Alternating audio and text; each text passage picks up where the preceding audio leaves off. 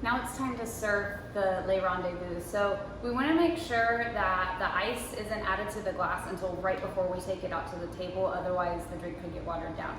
So you've got your glass full of ice, and then the garnish for this is a pineapple fronds. So you want to make sure that these are nice and clean and that they've been trimmed and that they look nice. So if there are any that are brown or have any marks on them, just go ahead and don't use those. So we'll add our garnish.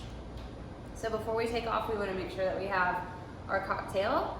We've got our beverage glass with the ice and the garnish in it, and then we've got our pour over device that has our pineapple wedges, our orange peel, and the cinnamon.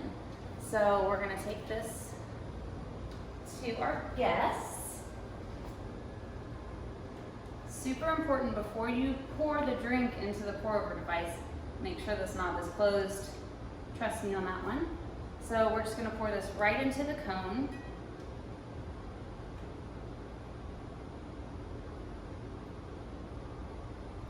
And then you just want to give it some time for the cocktail to kind of mingle with the cinnamon and the pineapple and the orange wedge. So while you're doing this, you can remind them what's in the drink. It's got Remy VSOP, it has a 443, some fresh juices, and some Angostura bitters.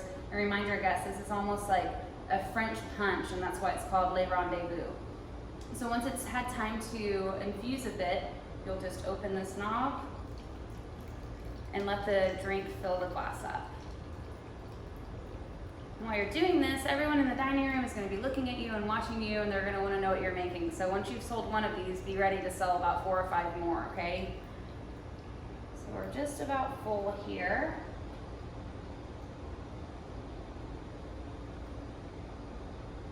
And then you'll just close the knob.